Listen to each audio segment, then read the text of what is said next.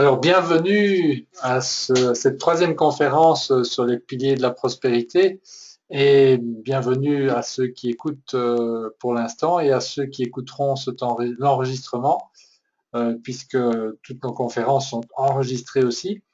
Alors ce soir donc nous allons traiter le troisième pilier qui est le pilier de l'esprit. Les autres piliers que nous avons déjà passés en revue étant le pilier de la santé.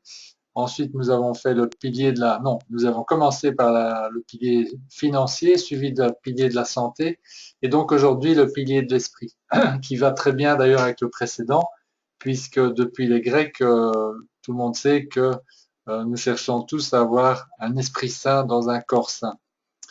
Alors les autres piliers, nous les verrons plus tard. Ce qui reste, c'est le pilier de la famille et le pilier de la société.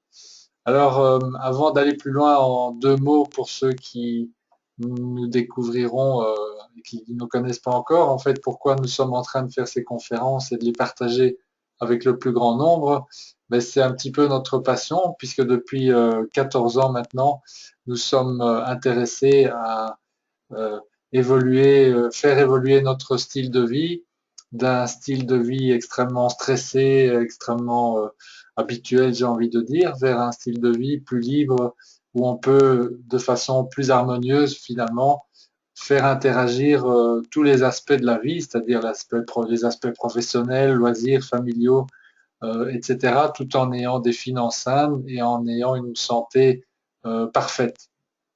Voilà un petit peu où nous en sommes. Donc, je suis ingénieur de formation et j'ai travaillé une trentaine d'années dans le domaine de l'entreprise avant d'entamer ce parcours vers à la recherche du style de vie que je viens de vous décrire.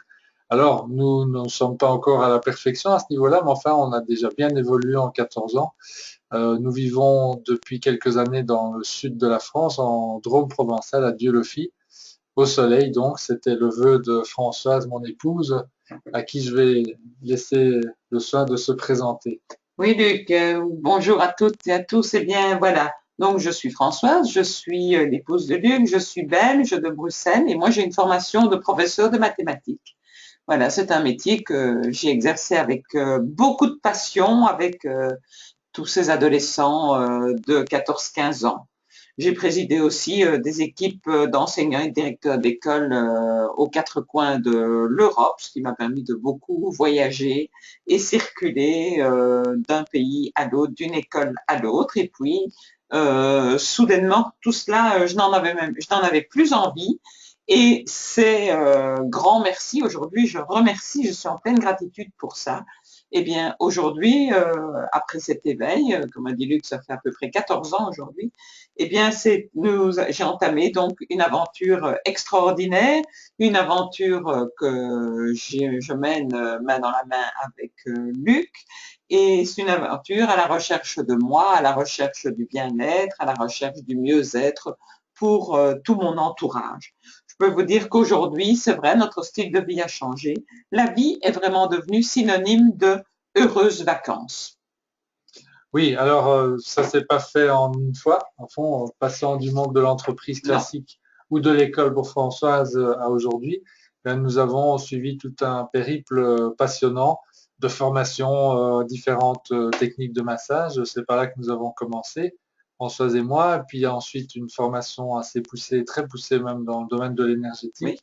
Et alors la recherche de différents mentors qui nous ont appris finalement quelques-unes des lois de l'esprit que nous allons, même toutes, j'ai envie de dire, oui, je dis quelques-unes, non, c'est toutes.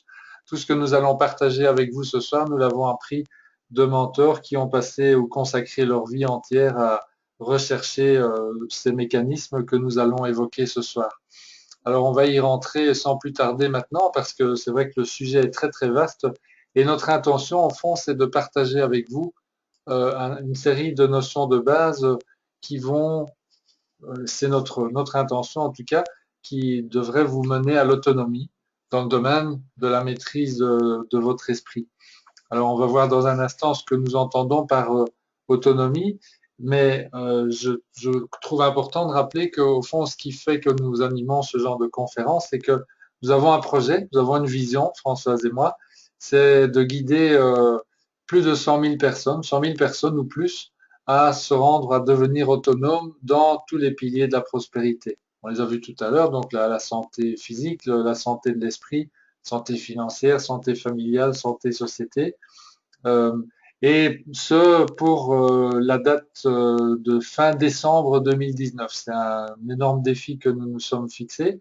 Et donc, c'est clair que nous n'allons pas y arriver seuls. Et c'est pourquoi on a décidé de partager tout ce que nous avons appris et tout ce que nous continuons à apprendre dans le domaine de l'autonomie, dans tous ces piliers, avec un maximum de personnes qui vont, à ce moment-là, je l'espère, avoir envie aussi de faire un petit bout de chemin avec nous, d'en parler autour d'elle et ainsi finalement de toucher ce minimum de 100 000 personnes qui constitue notre objectif. Voilà, alors c'est quoi l'autonomie? C'est très simple, si on prend le petit Larousse, on trouve la définition, c'est d'avoir la possibilité de décider par rapport à un pouvoir central, une hiérarchie ou une autorité. Alors ça, c'est une définition générique, bien sûr. Et donc, qu'est-ce que ça veut dire concrètement dans le domaine de l'esprit? Eh ben, être autonome dans le domaine de l'esprit, il faut d'abord essayer d'identifier quelle serait cette autorité dont il est question dans la définition. L'autorité par rapport à laquelle nous voulons, pour devenir autonome, nous découpler, nous départir. Bien, on peut chercher, on trouve assez facilement que dans ce domaine de l'esprit, nous avons une série de choses qui ont une influence prépondérante sur la pensée des gens, tant sur le contenu de la pensée des gens que sur le mécanisme de leur pensée. Vous allez comprendre un petit peu mieux dans quelques minutes. Alors, quelques exemples, ben, les pouvoirs politiques et religieux sont clairement des autorités qui édictent un certain nombre de règles, etc., qui se transforment en croyances pour les gens et que les gens suivent parfois sans s'en rendre compte, parfois plus ou moins à degré de force, voilà, tout ça. Mais bon, autre exemple, ben, l'école, évidemment. Ben, tout le monde sait que l'école est un endroit où nous sommes façonnés très très puissamment, même suivant les enseignements que nous parcourons. Le milieu familial, c'est évident, l'influence des parents, des grands-parents, de la famille en général est prépondérante évidemment depuis que l'enfant est né. Les médias, alors n'en parlons pas, ou plutôt en parlons-en 2 minutes. Je vais vous dire sans ménagement, mon impression aujourd'hui sur les médias, c'est que c'est une source de pollution mentale extrêmement dangereuse et extrêmement préoccupante. Il suffit d'écouter ces derniers jours ce qui se passe dans les radios et les télévisions. On ne parle plus que des événements à Paris, bien sûr, en France, mais j'imagine aussi en Belgique. Et ok, c'est important d'évoquer ce qui se passe dans le monde et en même temps, il ne faut pas non plus transformer toute chose en une obsession qui va augmenter les peurs chez les gens, etc. Voilà, c'est un exemple. On est en plein dedans aujourd'hui. Mais en tout cas, ça a un impact, comme vous le voyez, très très important sur la pensée des gens et donc sur leur vie, forcément. Il y a aussi des choses plus classiques comme les écoles initiatiques. Tout le monde connaît les francs-maçons ou les rosicruciens. Enfin, il y a toutes sortes d'écoles initiatiques qui ont une influence aussi. Alors, quand on parle d'influence, on ne veut pas dire nécessairement que cette influence est négative, bien entendu. Elle peut être positive aussi bien que négative. Donc, quand on dit qu'on veut se rendre autonome par rapport à une autorité, ça ne veut pas dire simplement rejeter l'autorité et donc, par exemple, rejeter tout ce qui est source d'influence ici, comme tout ce que nous sommes en train de citer. Ça veut simplement dire ben, résumons-le d'une façon très simple, apprendre à penser par soi-même en toutes circonstances et donc à se rendre capable ou à se sentir capable de faire la part des choses entre ce que j'entends à l'extérieur de n'importe quelle autorité précisément et ce que je suis capable d'en penser moi-même par rapport à mes propres connaissances, mes propres acquis, mes propres expériences. Voilà donc l'objectif de se créer l'autonomie dans le pilier de l'esprit. Alors, maintenant, il y a une grosse difficulté avec ce pilier, c'est que ben, pour apprendre à maîtriser quelque chose, Ben, maîtriser sa santé, c'est assez facile. On a un corps, enfin facile, façon de parler. En tout cas, c'est plus facile à visualiser puisqu'il y a un corps physique. On a la possibilité d'apprendre assez facilement comment il fonctionne et ainsi de suite.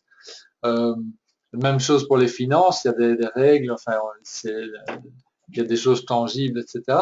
Par contre, l'esprit, bon, ben là, c'est pas très tangible, c'est plutôt même immatériel, et on n'a pas vraiment de représentation. Tant qu'on n'a pas de représentation de quelque chose, eh bien, il est difficile de comprendre cette chose. Alors, donc la question primordiale devient, si on veut arriver à mieux maîtriser l'esprit, c'est mais comment se le représenter? Hein, parce que notre esprit, c'est un concept immatériel, mais en même temps très réel, et donc sujet à observation et à expérimentation. C'est-à-dire que on peut expliquer scientifiquement ce qu'est l'esprit, comment ça fonctionne, et ainsi de suite. Et donc ça, c'est le plus important pour nous, bien entendu. Immatériel est donc bien différent de irréel. Et donc, il est question ici de vraiment chercher à se représenter concrètement ce que c'est que l'esprit. Et à partir de là, on va pouvoir commencer à comprendre son fonctionnement et puis à pouvoir, je dirais, se mettre en route une série de pratiques et de moyens pour progressivement acquérir la maîtrise de son fonctionnement. Alors, il y a quelque temps de cela, bon, il y a déjà presque une dizaine d'années, Françoise et moi, nous avons assisté à un séminaire donné par un monsieur qui s'appelle Bob Proctor et qui, lui, au moment où nous l'avons rencontré, il avait déjà plus de 70 ans et ça faisait pratiquement 50 ans qu'il étudiait ce sujet de l'esprit, comment ça fonctionne, etc. Et donc forcément, il était relativement euh, important de l'écouter attentivement. Et nous avons écouté sur le modèle que lui a adopté.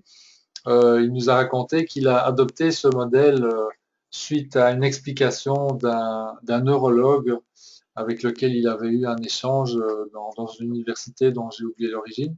Et voilà, et ce modèle s'appelle le the stick person, la personne sous forme de bâtonnet. Alors vous allez comprendre tout de suite. Ici, on va détailler ça dans un instant, mais regardez plutôt ce stick person, pourquoi on l'appelle comme ça? Regardez, c'est la présentation d'un être humain, vous voyez, avec une énorme tête, un tout petit corps, hein, voilà, parce que le corps, on s'y intéresse pas pour l'instant, on s'intéresse à la tête. Et on a divisé en fait dans le modèle la tête en deux parties. La partie la moins importante en surface représente l'esprit conscient.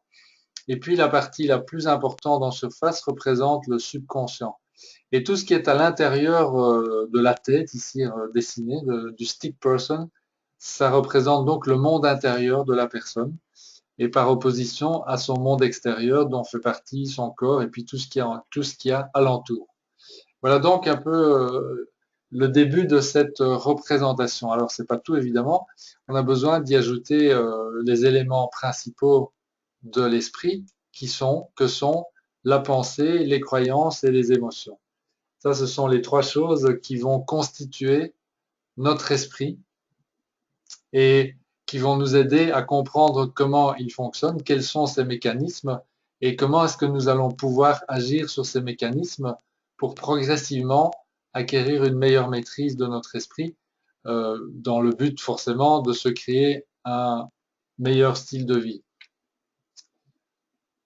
Alors, dans la partie de l'esprit conscient, la partie consciente de l'esprit sont représentées nos pensées. Les pensées, en fait, sont toujours accessibles de façon par notre esprit conscient, même si on a souvent l'impression de ne pas voir défiler nos pensées. Oui, c'est vrai que ça arrive, c'est parce que nous fonctionnons souvent en pilote automatique, mais si nous voulons observer nos pensées, eh bien, c'est complètement possible. On y a accès. On pourrait se mettre en mode observateur, si vous voulez, et donc voir passer, voir défiler nos pensées. Alors, à côté de ça, dans la partie subconsciente, eh bien, il y a deux éléments.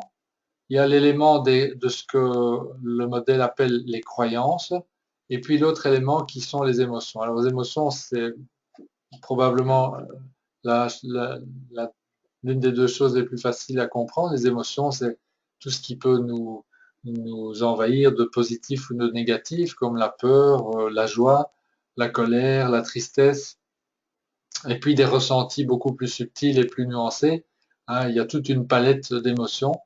Et on reviendra à ça dans un instant, puisqu'au fond, c'est ça qui va, vous allez le voir, nous connecter avec notre monde extérieur. Mais avant ça, voyons le côté des croyances. Alors, qu'est-ce que c'est des croyances? Eh bien, c'est un ensemble d'éléments d'information qui sont constitués par, d'une part, nos mémoires et par les liens qui existent entre ces mémoires et aussi les émotions qui sont associées à ces mémoires.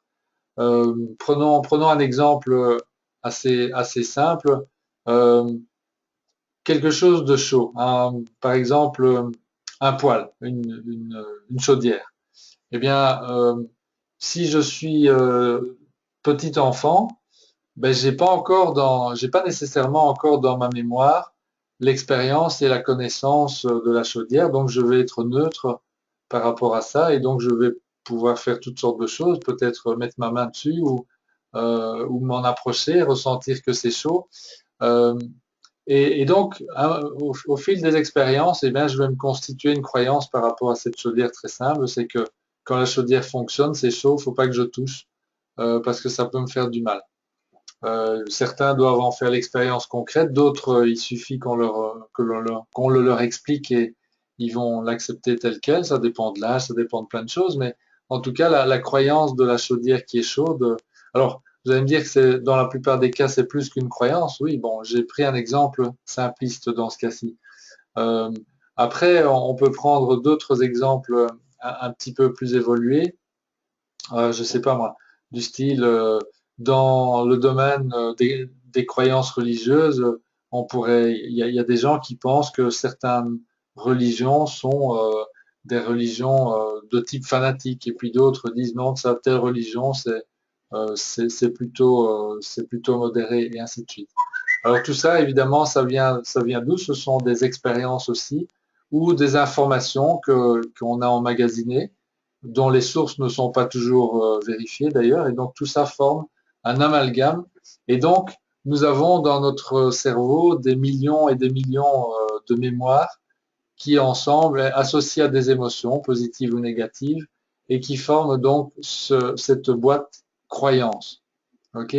Ce sont en dernier ressort donc des programmations, hein, parce que ce sont, vous allez le voir, les éléments principaux qui vont déclencher nos comportements. Pourquoi? Parce que c'est ce qui est relié au monde extérieur. Vous voyez?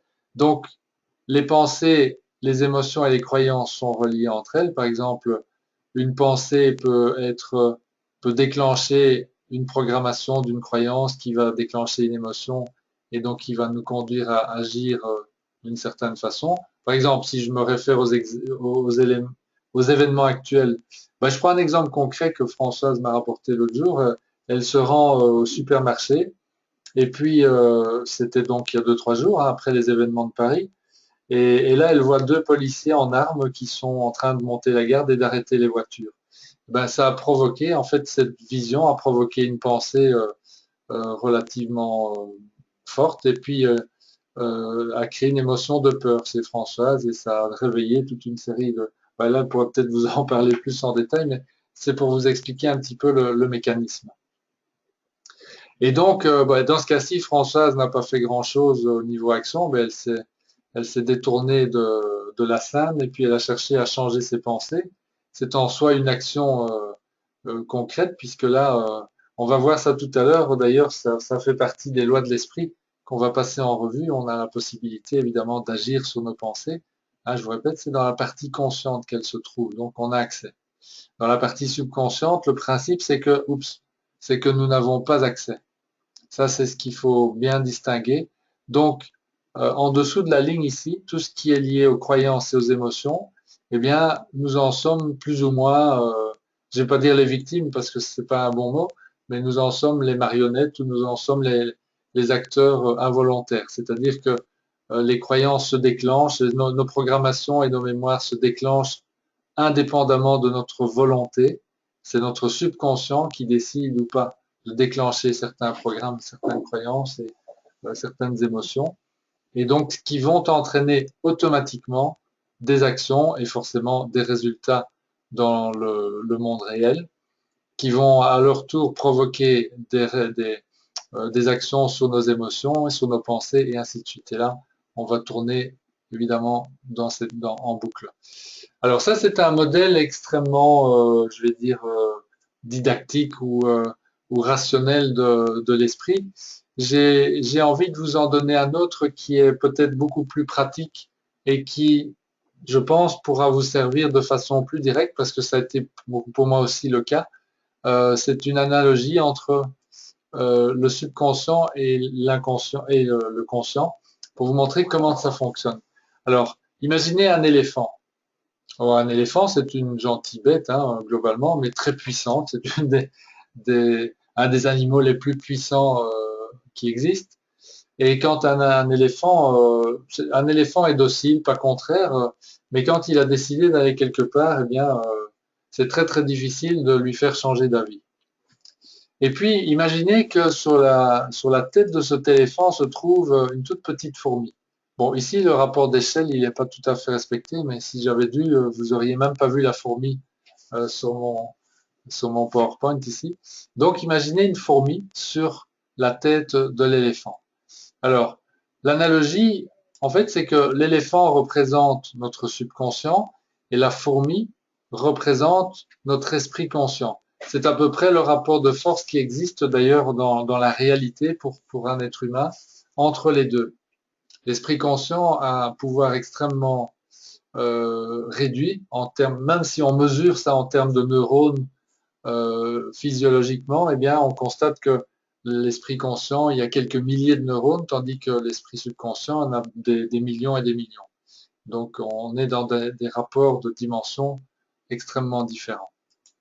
Donc voilà, l'esprit subconscient, cet éléphant, sa caractéristique, c'est qu'il est docile et très obéissant. Il exécute toujours les ordres qu'il a entendus. Alors pourquoi on dit entendu? C'est tout simplement parce qu'il pourrait y avoir une différence entre ce qui est dit par la fourmi, hein, puisque vous avez deviné déjà que la fourmi, ce sera l'esprit conscient. Donc la fourmi qui va tenter de donner des ordres, mais elle va devoir se faire comprendre de l'éléphant, ce qui n'est pas toujours évident.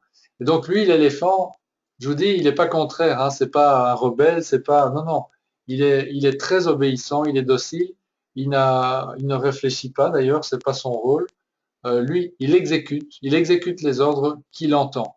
Donc s'il entend d'aller tout droit, ben, il va tout droit. S'il entend que ben non, il faut qu'il tourne à droite de 30 degrés, ben, il va tourner à droite de 30 degrés.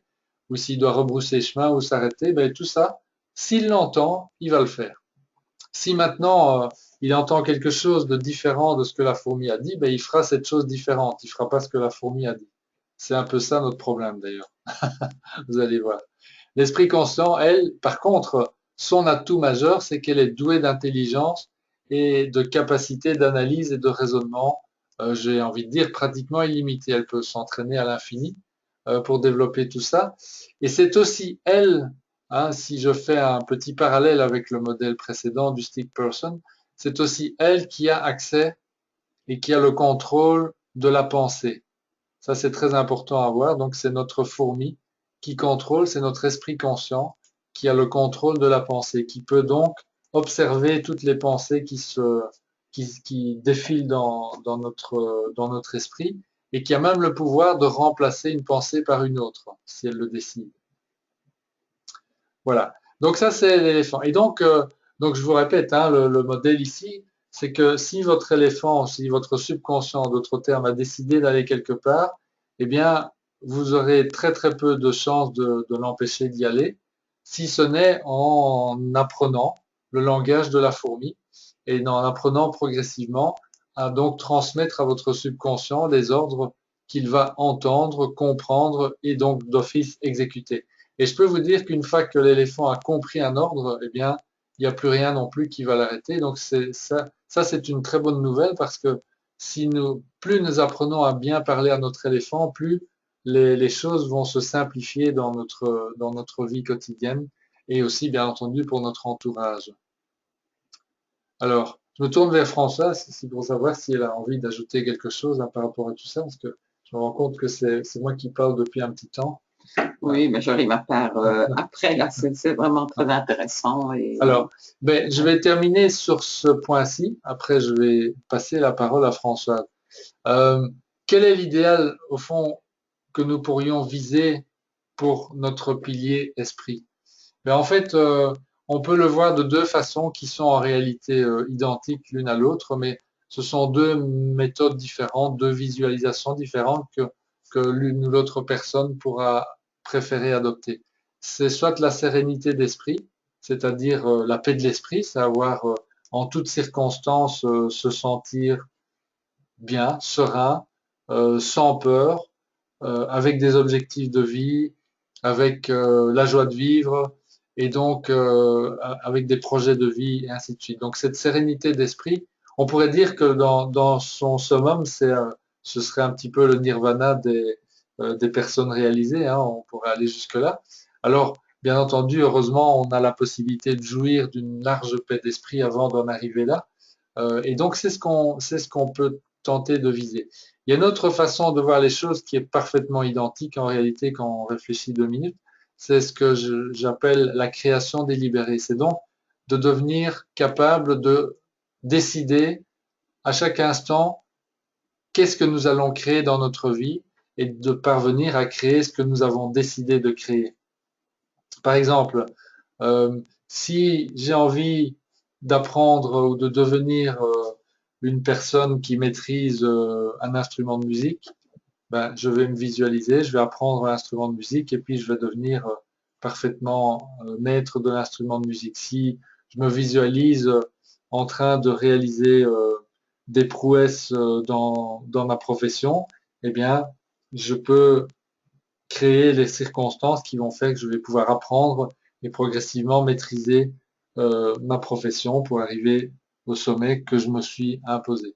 Alors, il y a un exemple très très célèbre que tout le monde connaît, enfin il y en a plein, mais il y en a un qui m'avait beaucoup impressionné parce que j'ai vu la personne s'exprimer exactement dans ces termes.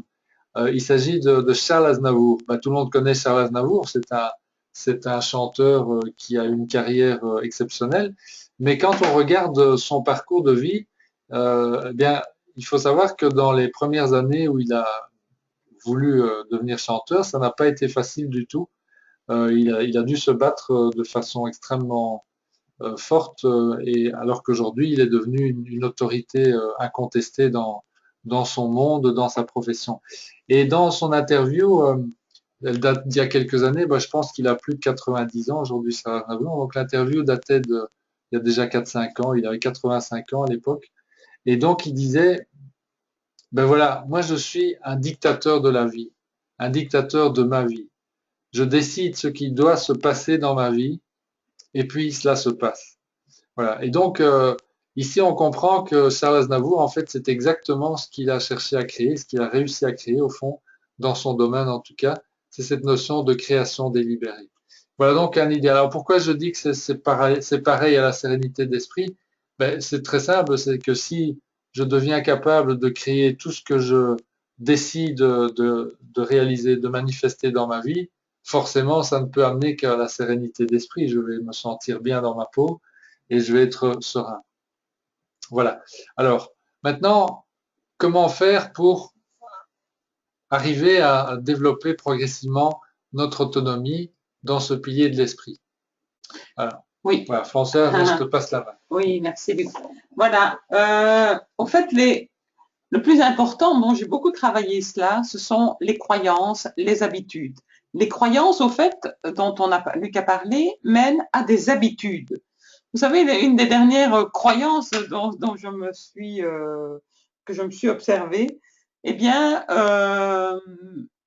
voilà, ma croyance, elle était que quand on cuit des haricots verts, donc vous voyez, on se situe dans un monde hors du pilier de l'esprit, mais quand on doit cuire des haricots verts, eh bien, on coupe les deux extrémités du haricot vert et on les met dans l'eau, etc.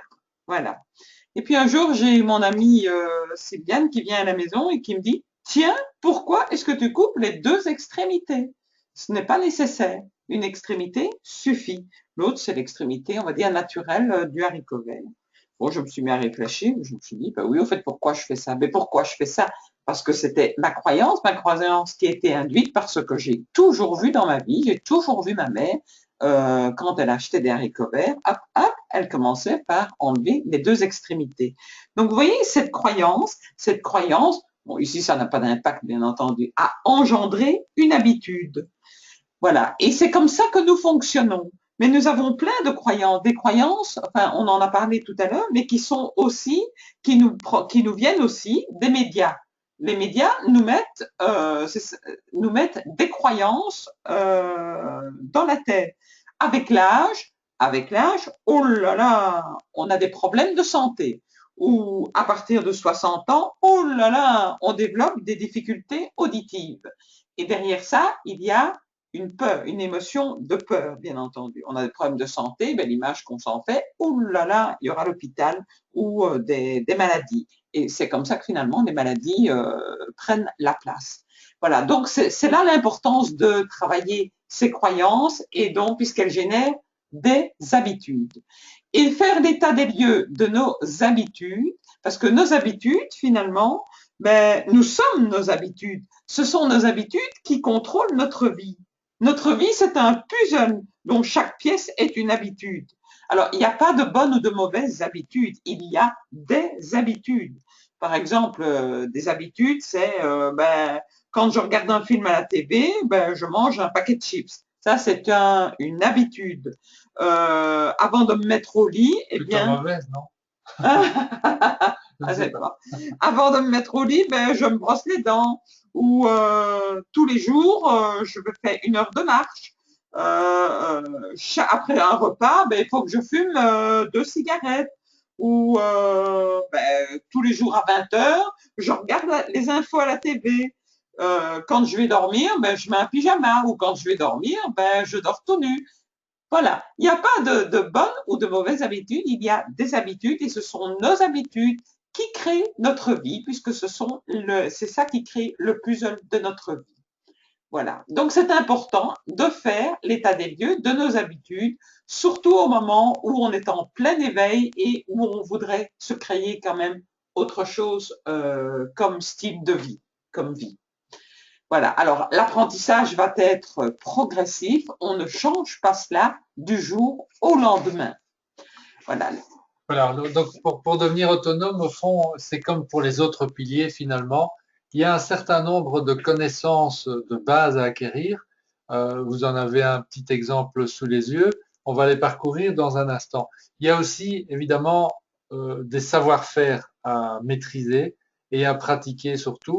Et dans le cas de l'esprit, je dois vous dire à l'avance que, enfin, si vous n'avez pas déjà commencé, bon, j'espère que vous avez déjà commencé depuis un petit temps. Si c'est le cas, vous vous êtes déjà rendu compte qu'évidemment, les choses ne changent pas du jour au lendemain. Vous vous rappelez la fourmi? Eh bien, bon, voilà, on va parler tout à l'heure du langage qu'elle peut adopter, mais euh, ça prend un certain temps d'apprendre une nouvelle langue. Et donc, il faut faire preuve de patience. Et donc, c'est ce que je vous encourage. Alors, ce qu'on va faire maintenant, on va passer en revue d'abord les quelques connaissances de base qui vont nous aider à augmenter notre autonomie dans le pilier de l'esprit. Et puis, on va passer en revue les quelques savoir-faire essentiels. Alors, une des connaissances de base, vous l'avez déjà, c'est cette notion de esprit conscient, esprit subconscient. C'est l'esprit subconscient qui dirige nos actes, nos actions. Il faut bien s'en rappeler à tout moment.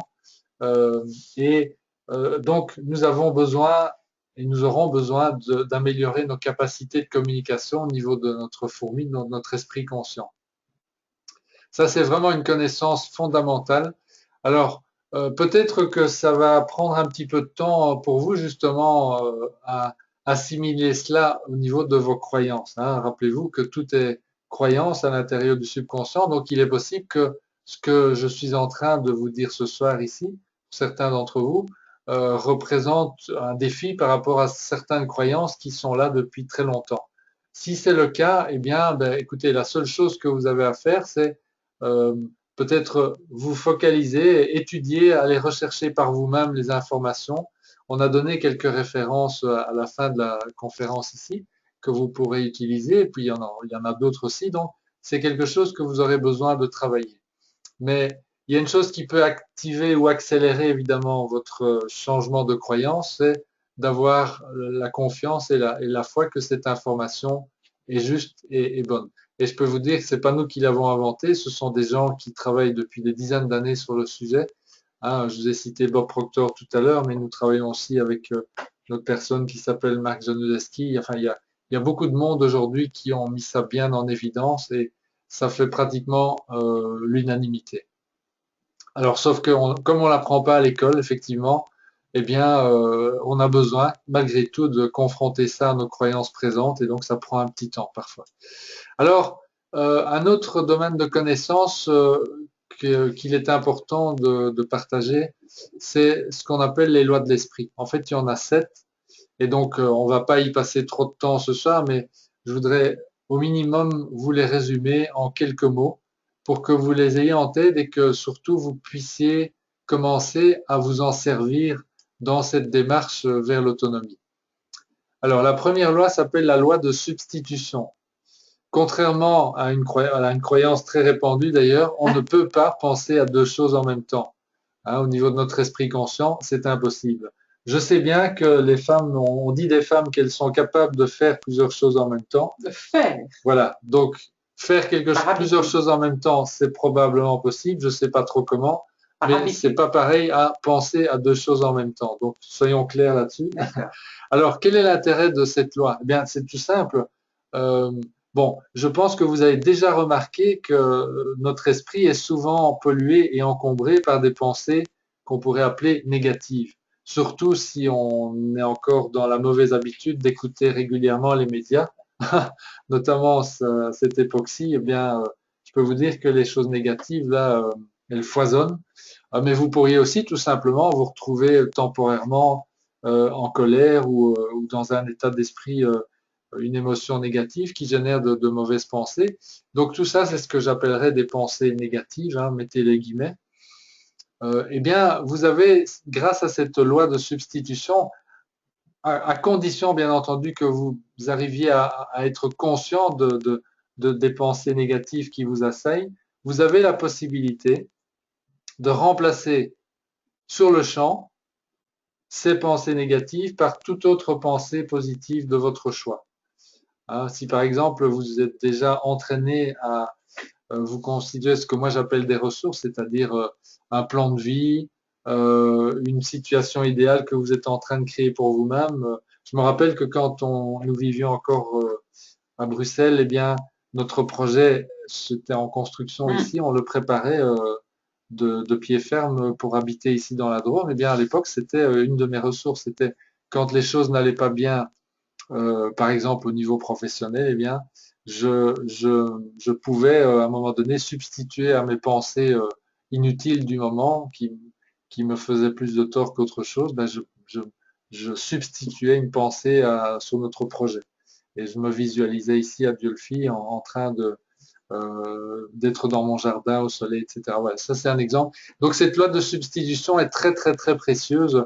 C'est ce qui va vous permettre de créer une habitude très importante qui est de remplacer des pensées négatives que vous détectez par des pensées positives.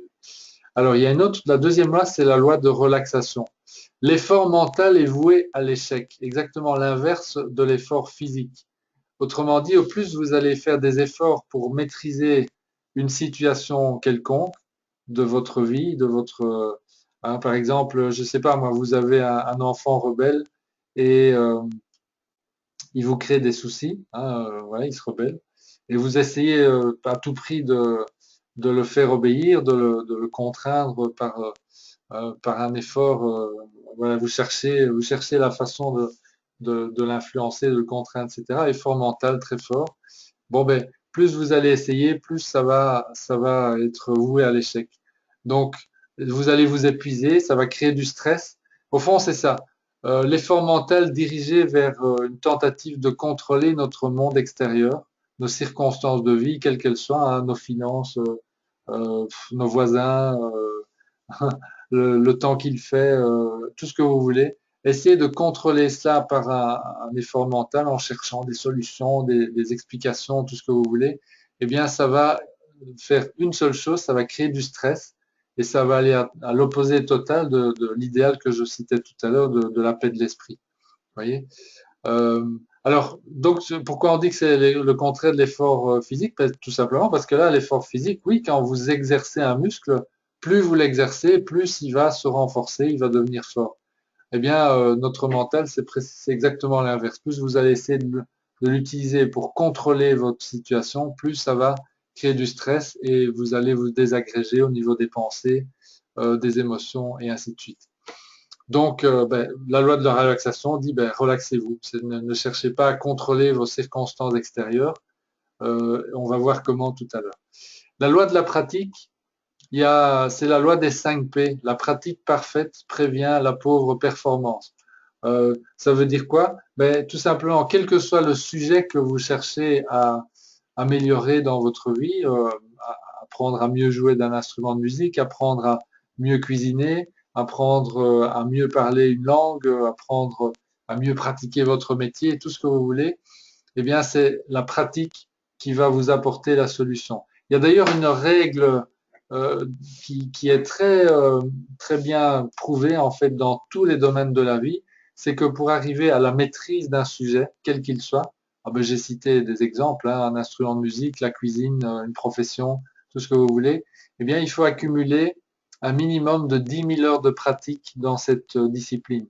Les personnes qui accumulent 10 000 heures de pratique dans une discipline, quelle qu'elle soit, arrivent au niveau de l'expertise, c'est-à-dire dans un groupe de 3 ou 4 ou 2 ou 3 ou 4% des gens qui pratiquent la discipline et qui sont au niveau expert, j'ai envie de dire, donc 10 000 heures.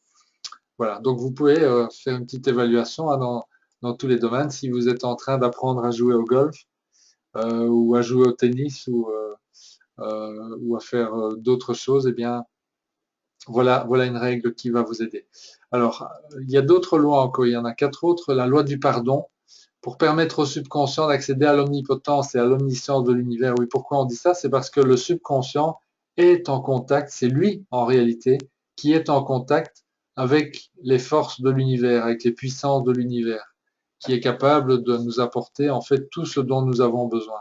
Exactement comme la graine, la semence qui est plantée en terre, eh bien, l'univers lui apporte tout ce qu'elle a besoin pour germer, pour créer ses racines, pour grandir, etc. Et donc, elle va puiser tout ça dans son environnement. Ici, pour nous, c'est pareil. Et c'est notre subconscient qui a l'accès à l'univers. Maintenant, rappelez-vous que c'est la fourmi, donc la partie consciente, la partie pensante de notre esprit, qui a finalement la possibilité de donner au fond les ordres. Et pour que le canal de communication fonctionne bien entre l'esprit conscient et l'esprit inconscient, eh bien, on va devoir nettoyer nos connexions. Et une des choses les plus importantes à faire pour nettoyer nos connexions, ça va être de pardonner. En fait, pardonner quoi? Pardonner à toutes les personnes qui nous ont fait du mal ou qui nous ont perturbés dans notre vie, quelle que soit la gravité de la situation. Alors, je sais bien que la plupart d'entre nous trouvent ça très difficile et même parfois impossible. Et pourtant, c'est exactement ce qu'il faut tenter de faire pour avoir à ce moment-là la possibilité de voir notre subconscient se mettre à fonctionner de manière parfaite. On n'a pas le temps de creuser ce sujet ce soir, mais je peux vous dire que c'est un sujet absolument passionnant et extrêmement puissant à étudier. La loi de la pensée double. Alors, toute pensée est une combinaison d'une idée et d'une émotion. Hein, si vous vous rappelez la stick person, pensée et émotion sont reliées, tout comme pensée et croyance. Et donc, il y a une bonne nouvelle par rapport à cela, c'est que nous pouvons attacher n'importe quelle émotion souhaitée à une pensée. Autrement dit, euh, on a tous tendance finalement, lorsqu'un événement désagréable survient, à y associer une émotion négative. Et évidemment, ça va pas nous faire du bien puisque bon, c'est notre éléphant qui va pas dans la bonne direction dans ce cas-là. Et en général, ça va ne faire qu'empirer les choses.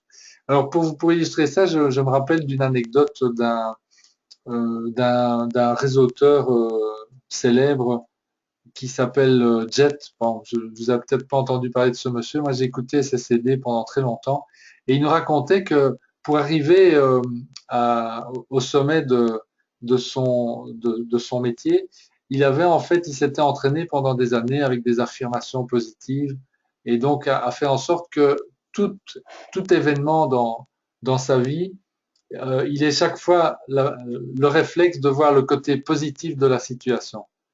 Et donc, il nous raconte, pour illustrer ça, il dit un jour, bon, j'ai déjà acquis l'indépendance financière, il dit, bon, j'adore les belles voitures, et il dit, je venais de m'acheter le dernier modèle d'une voiture, j'ai oublié la marque, c'est une voiture américaine, on n'est pas très féru de ça en Europe, mais enfin, c'était manifestement une voiture haut de gamme, et un exemplaire unique, pratiquement fait sur mesure, etc. Il n'y en avait pas beaucoup qui circulaient aux États-Unis.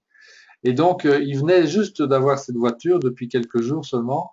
Et à un moment donné, il se pointe dans un carrefour et il y a quelqu'un qui brûle une priorité de droite et qui rentre dans sa magnifique voiture et qui, qui lui fait de sérieux dégâts. Et il dit, voilà, je sors de ma voiture, je me précipite pour voir si l'autre conducteur va bien. Et il dit, la toute première pensée qui me vient à l'esprit, c'est, ah, je me demande bien par quoi je vais remplacer cette voiture-ci. Hein? Alors que bon, l'autre conducteur, lui, il n'avait rien, mais il était complètement catastrophé. Bon, il se sentait en tort. Et il dit, mais j'ai détruit votre voiture, je vais plus jamais m'en remettre, etc. Et Jet, il dit, mais vous inquiétez pas, moi ça va, tout va bien. Je viens juste de me demander par quoi j'allais la remplacer. Donc, vous voyez? Entraînement. Voilà, c'est l'entraînement. Donc c'est la loi de la pensée double. Alors, loi du subconscient. Ça, on l'a déjà vu, hein, c'est l'éléphant. Dès que le subconscient a accepté une idée, alors ça, il faut vraiment que vous vous le rappeliez parce que c'est très puissant.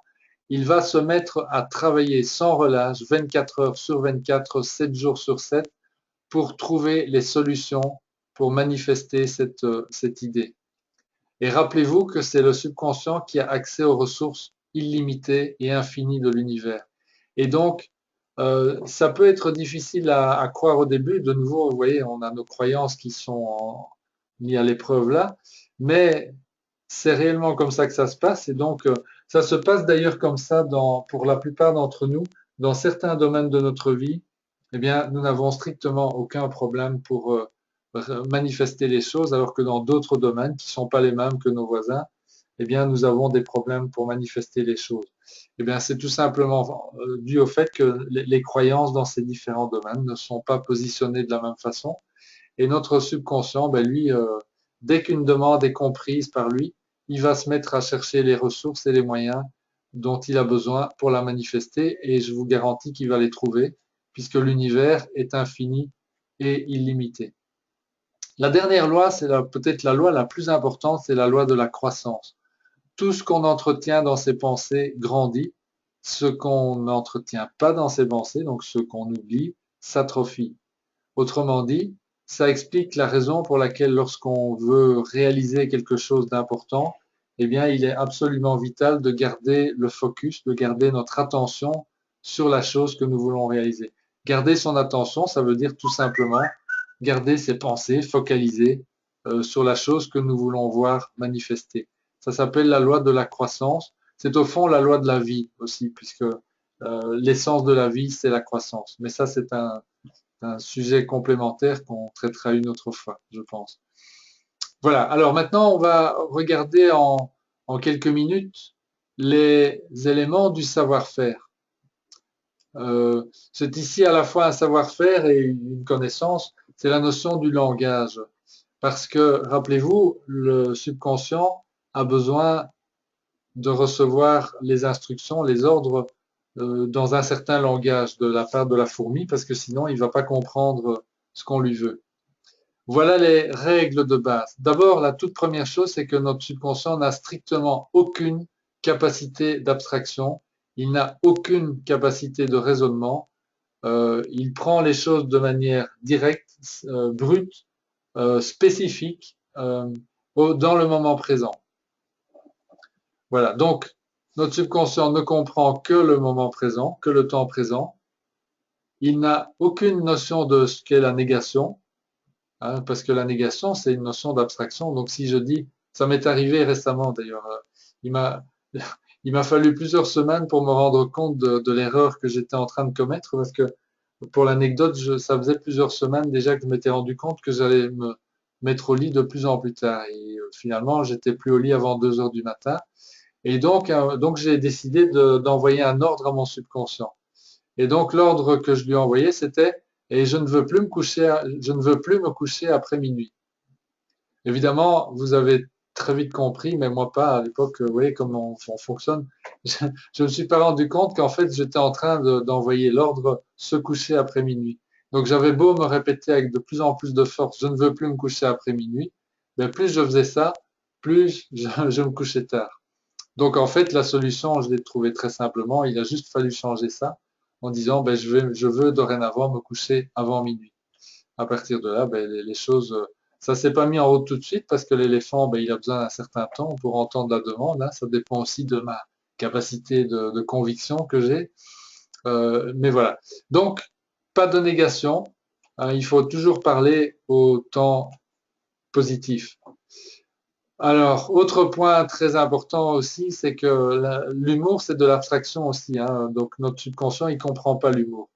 Donc, si vous vous surprenez à vous dire à un moment donné dans une expression, oh là là, mais alors ça, alors que je suis bête, ou alors vous vous traitez de tous les noms de façon soi-disant humoristique, en présence ou non de témoins, d'ailleurs, ça n'a aucune importance. Ben, votre subconscient, je vous informe que lui, il va pas comprendre que vous êtes en train de faire de l'humour. Il va prendre l'information. Donc, bon, si vous dites ça une fois, c'est pas dramatique, mais si vous vous le répétez à tout bout de champ, je peux vous garantir qu'à un moment donné, ben, il va prendre la demande et il va se mettre à interpréter cette affaire-là. Il y a d'autres exemples très, très amusants aussi, mais je regarde l'heure et je vois que il faut qu'on avance un peu. Je vois Françoise qui commence à hocher de la tête. Alors, autre point dans le langage subconscient, notre subconscient a besoin, notre éléphant a besoin d'éléments concrets, c'est-à-dire des images aussi précises que possible, des localisations dans le temps et dans l'espace. Lorsque nous avons décidé de construire notre maison dans le sud de la France, ben, il a fallu que nous venions en exploration, que nous donnions des lieux. Et à partir de là, ben, et avec des critères, on avait rassemblé un certain nombre de critères aussi pour la maison que nous voulions avoir. Et ce n'est qu'au moment où tout ça s'est précisé que la solution s'est présentée. De façon d'ailleurs tout à fait inattendue, mais notre subconscient nous a, à tous les deux, Françoise et moi, aidé à trouver ce qu'on voulait simplement parce qu'on a été précis et on a été localisé dans le temps. Le temps, ça c'est simplement la durée, etc. Ouais. Et puis la dernière chose, c'est que ça c'est plutôt une bonne nouvelle, hein, c'est même une excellente nouvelle, c'est que notre subconscient n'a strictement aucune notion de difficulté. C'est-à-dire que pour lui, faire un voyage depuis notre parking jusqu'au centre du village à 2 kilomètres d'ici, ou bien faire en sorte que nous puissions nous rendre à l'autre bout de la planète, si on en a la volonté, une raison valable, le subconscient, il va manifester les moyens de la manière aussi simple dans un cas que dans l'autre. C'est valable pour tous les domaines de la vie. Et malheureusement, ce qui fait que ça prend beaucoup plus de temps souvent de réaliser des choses grandes, c'est que notre niveau de croyance ne se trouve pas là où notre subconscient a le potentiel de nous mener. Et donc, nous avons besoin, à ce moment-là, pour arriver à faire en sorte que notre éléphant nous dirige rapidement vers un sujet ambitieux, vers un objectif ambitieux, on a besoin notamment de modifier les croyances qui font que nous sommes capables de croire que c'est possible, que nous le méritons, et ainsi de suite. Donc là, on va rentrer dans des notions de confiance en soi, etc. Mais à la base, dans son fonctionnement, rappelez-vous toujours que notre subconscient est connecté aux ressources infinies de l'univers. Il a donc la capacité de manifester tous les moyens dont vous aurez besoin pour atteindre un objectif quel qu'il soit. Voilà, ça c'est très très important.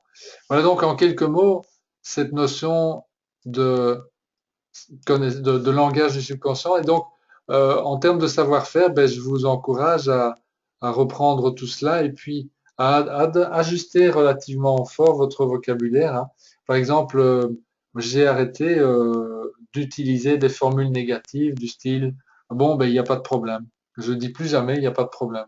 Ou si je commence à le dire, ben, ça m'arrive encore, mais donc je m'interromps et je dis, mais c'est OK, tout va bien, ça va marcher. Il y a plein d'expressions qui sont, ben oui, ah oui, oui, ça, là, c'est pas mal ce truc-là. Ben non, c'est très bien, c'est très bien. Voilà. Donc, parler en mode positif, ça va vraiment accélérer les choses. Alors, Françoise, un autre savoir-faire très important, c'est la visualisation. Oui, je vois que le puzzle là était un petit peu Et j'étais obligé de chaotique. Ok, raccourcir c'est pas la très grave. photo. En fait, moi, j'ai envie. Donc, vous avez bien compris que nous avons créé notre vie, de la vie que nous avons aujourd'hui. C'est nous qui l'avons créée, pour faire très simple, par nos pensées, les croyances, les environnements, les habitudes. Et nous continuons à la créer, puisque toutes les pensées que nous avons aujourd'hui, eh bien, c'est elles qui créent, c'est pour ça qu'il faut surveiller vraiment ces pensées, c'est elles qui créent notre vie de demain. Demain, c'est dans 5 minutes, dans 5 heures, dans 5 jours, dans 5 semaines, dans 5 mois. Et nous pouvons donc nous pouvons transformer notre vie, nous pouvons transformer la direction que l'éléphant va prendre. Nous pouvons donc être le magicien qui crée la magie dans notre vie. Et cette baguette magique, puisqu'un magicien, en principe, il a une baguette magique, une des baguettes s'appelle la visualisation. Alors, je vous en ai mis un petit exemple, c'est un des exemples donc de mon tableau de visualisation. Donc, j'ai décidé d'abord ce que je voulais faire de ma vie, qui je veux être, ce que je veux avoir en plus. Voilà. Quand? Eh bien, puisqu'on est à la fin de l'année 2015, eh bien, j'ai déjà préparé pour 2016. Tout ce que je veux en 2016, ce que je veux être, avoir et faire. Voilà. Et cela, je l'ai d'abord écrit. C'est plus simple. Je l'ai écrit, j'y ai tout ça au présent et en positif, bien entendu, puisque Luc vient de parler de l'importance du langage et que l'écriture est finalement une première forme d'engagement entre moi et toutes ces forces généreuses de l'univers qui ne demandent qu'à répondre à mes demandes. Ce n'est que ça. Et quand tout a été bien écrit, donc tout ce que je voulais, tout ce que je veux faire, être et avoir en 2016, ou même certains éléments en 2017, eh bien, j'ai pris le temps d'en confectionner un tableau avec des photos. J'ai rassemblé des photos. Bon, je l'ai fait par Internet, donc via Google. Aujourd'hui, c'est facile, mais on peut le faire par découpage dans des magazines aussi. Et ça, vous pouvez voir, visiter notre maison, eh bien, j'ai reproduit ce tableau partout, partout, partout. Quand je me lève, quand je vais à la salle de bain, quand je vais à la toilette, quand je suis dans ma cuisine, quand je suis dans ma maison est devenue finalement très lumineuse et souriante de voir tout cela. Parce que chaque fois, eh bien, il y a une émotion là-dedans. Par exemple, je veux construire, avoir une véranda qui va prolonger la maison, eh bien, j'ai sous les yeux cette photo de la véranda. Je n'ai pas dit qu'elle sera exactement comme ça, mais il y a quand même de fortes chances. Je rappelle toujours un petit exemple, et beaucoup de gens me le rappellent. Pendant une année, ce que j'avais mis, je voulais un nouveau sac à main. Voilà, c'est tout. C'est aussi simple que ça, mais un très beau sac à main. J'avais découpé l'image d'un très beau sac à main. Disons, ça ne doit pas nécessairement être celui-là, mais ce sera la représentation d'un sac à main. Eh bien, les circonstances ont fait, c'était absolument incroyable, que 2 ou 3 semaines plus tard, il y a eu une circonstance, Luc m'a demandé, il travaillait encore à Bruxelles dans ses bureaux, il me dit, écoute, il faut vraiment aller à la poste, bon, il était 4 heures, la poste fermant à 4h30, il faisait mauvais, c'était au mois de janvier, il faut vraiment aller à la poste déposer tel colis, est-ce que tu ne voudrais pas le faire? Bon, franchement, non, j'avais pas l'envie, mais j'avais envie de faire plaisir à Luc, donc j'étais à la poste. Oui, c'est l'univers qui vous place sur ces routes-là. J'étais à la poste qui se trouvait dans le fond d'un petit shopping center luxueux. Enfin, c'était l'endroit où nous habitions à Bruxelles. Et sur le trajet dans ce shopping center, entre l'entrée du shopping et la poste, il y avait une maroquinerie, donc un magasin qui vend des sacs. Et ça ne m'arrive vraiment pas souvent de regarder cela, mais j'ai regardé la vitrine vite en passant avant d'aller à la poste et j'ai vu un magnifique sac. C'est tout, je suis rentrée dans la poste, j'ai posté le colis demandé, je suis ressortie, je me suis quand même réarrêtée devant ce magnifique sac. Ouh! Bon, enfin, quand j'ai vu le prix, j'ai dit, bon, un peu plus tard, mais vraiment, il est très beau. Je suis sortie du shopping et puis j'ai fait demi-tour. Je me suis dit, mais au fait, le week-end passé, j'ai vraiment beaucoup travaillé. J'avais animé tout un séminaire, une formation. J'avais quand même bien gagné ma vie et je me suis dit, au fait, je le mérite ce sac. J'ai fait demi-tour et j'ai acheté le sac. Ok, je suis rentrée à la maison et quand j'ai ouvert le sac, enfin le sac contenant le sac à main, au fait, j'ai réalisé que c'était exactement le même sac à la, bon, et c'était pas la même couleur, le même sac, la même marque, la même forme que sur mon plan de visualisation, sur mon plan de vie. C'est absolument inimaginable. Et c'est vrai que pendant longtemps, lors de séminaires, j'arrivais avec ce sac à main en racontant l'histoire. Je vous assure, pourquoi est-ce que mon attention a été attirée vers ce sac à main-là? C'est tellement que j'avais chargé d'émotions la photo de ce sac à main. Alors voilà. Donc l'éléphant t'a conduit droit sur la vitrine. Exactement. Donc l'éléphant va me construire droit vers notre véranda et vers Marriott de Thaïlande en famille, etc. Voilà, c'est d'une puissance magistrale. Je ne saurais vraiment appuyer cela. Alors, une chose très importante dont vous n'avez peut-être jamais entendu parler, c'est de tenir ses promesses. Vous savez, trop souvent, on se dit, oh, à partir de demain, je vais arrêter de fumer, je vais arrêter de manger des gâteaux, je vais arrêter de regarder la TV, je vais aller marcher 1 heure, je vais aller 3 fois par semaine au centre de fitness, je vais téléphoner chaque mercredi à ma mère, etc., etc., etc. Alors, la première semaine, tout est beau, et c'est souvent le 1er janvier qu'on se dit ça. Tout est bien, on prend l'abonnement au fitness, on ne regarde pas la TV, c'est un peu dur, mais enfin bon, on ne fume pas, etc. Et puis, vous connaissez évidemment cette célèbre formule avec toutes les bonnes décisions. Et puis, à la fin du mois de janvier, sinon début janvier pour les février pour les meilleurs, vous connaissez bien ce qui se passe, eh bien, c'est qu'on a oublié ses engagements et donc ça devient une habitude de ne pas tenir ses promesses et fait partie de nos habitudes pour la plupart des gens. Alors, la formule magique du gagnant, eh bien, c'est de changer l'habitude et de prendre l'habitude de tenir ses promesses. Alors, comment est-ce qu'on fait ça, tenir ses promesses? Ben, d'abord, en se créant cette habitude. Donc, en fait, chaque dimanche, moi j'ai pris le dimanche comme jour de référence, je formule et j'écris sur une petite carte une tâche que je vais m'assigner à faire avant le dimanche suivant. Vous savez, c'est pas une tâche énorme, hein. J'ai commencé par la tâche, c'était pour dimanche prochain, je promets de ranger le tiroir de l'armoire de la salle de bain. Ou bien avant dimanche prochain, je promets de nettoyer les tapis de la voiture. Bon, et c'est rien d'exceptionnel, bien sûr, mais c'est important. Avant dimanche prochain, je promets de faire mon tableau de mon panneau de visualisation de mes souhaits. Et au bas de cette carte que je signe, ça c'est mon engagement, je note, je tiens toujours mes promesses. Alors moi je peux vous le dire, c'est qu'avant la 52e semaine et donc avant la 52e tâche, vous aurez constaté que vous exécutez cette tâche hebdomadaire parce que c'est devenu une habitude. Tenir vos promesses est devenu une habitude. Aujourd'hui, tenir mes promesses, c'est une habitude. En fait, je n'y pense même pas. Si la tâche n'est pas faite, il y a quelque chose qui me dit je suis pas bien là. Et voilà. Cette chose, c'est ce que vient de dire François, c'est vraiment énorme. Parce que la chose qui lui dit ça, en fait, c'est son éléphant, c'est son subconscient qui vient d'être éduqué, dressé à respecter les promesses. Donc, il a pris la demande.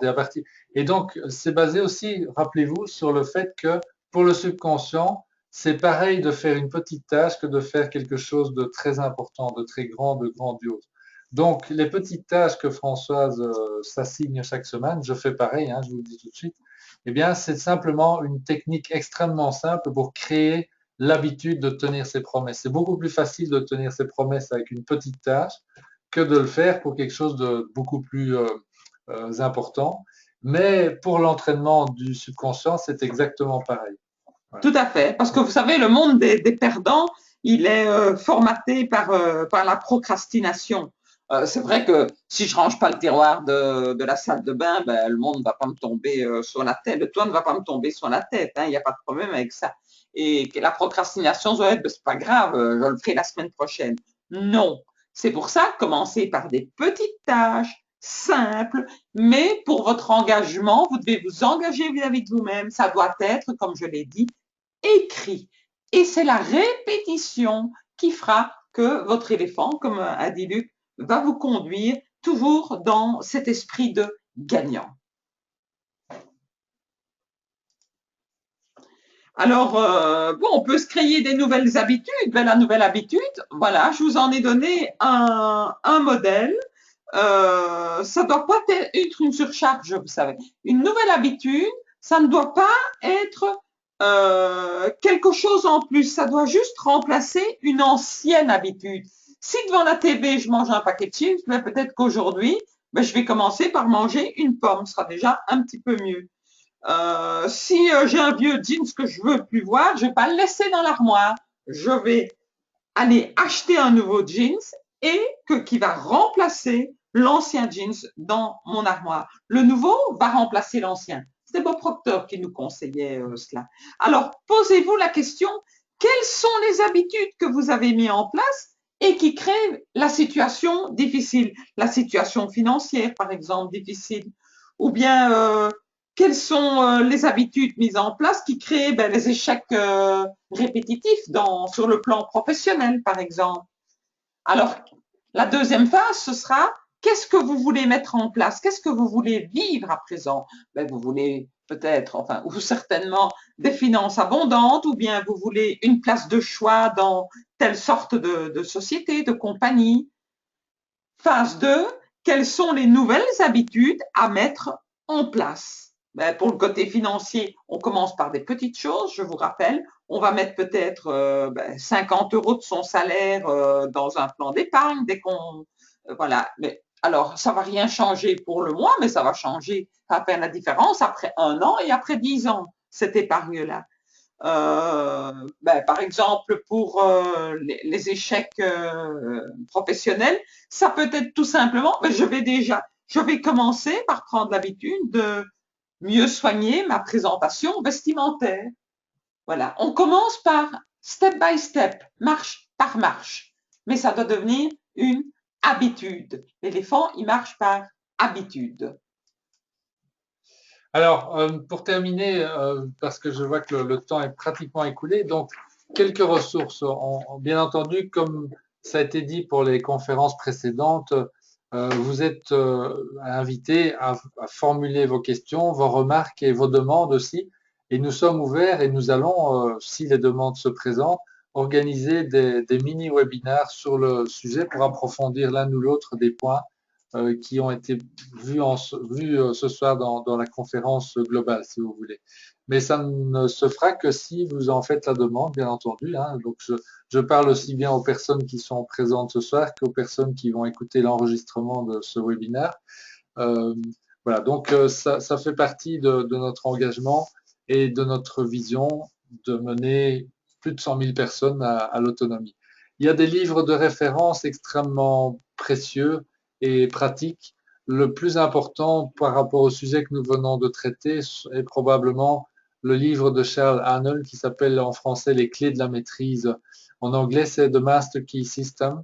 C'est un livre qui a été écrit il y a plus de 100 ans déjà, en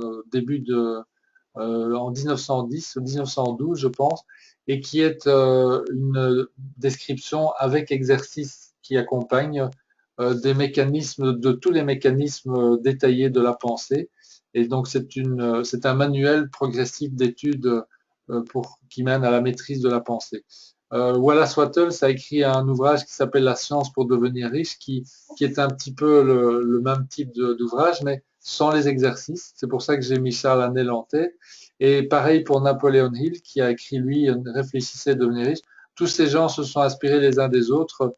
Le contenu de ces trois ouvrages sont des contenus quasiment initiatiques, mais extrêmement pratiques et concrets. Donc, je vous encourage vraiment, choisissez-en un, vous n'avez pas besoin de lire les trois. Vous en choisissez un, prenez celui qui vous attire, et puis tenez-vous-en à ce livre-là, et puis pratiquez-le. Ce ne sont pas des livres style roman, ce sont vraiment des livres à étudier, bien entendu. Alors, Bob Proctor a fait un programme, ou a plutôt adapté un programme qui s'appelle en anglais Lead the Field. Il y a une version française qui existe, nous l'avons. Elle n'est plus sur le marché, mais si vous la souhaitez, nous pouvons vous la procurer en français, autant qu'en anglais d'ailleurs.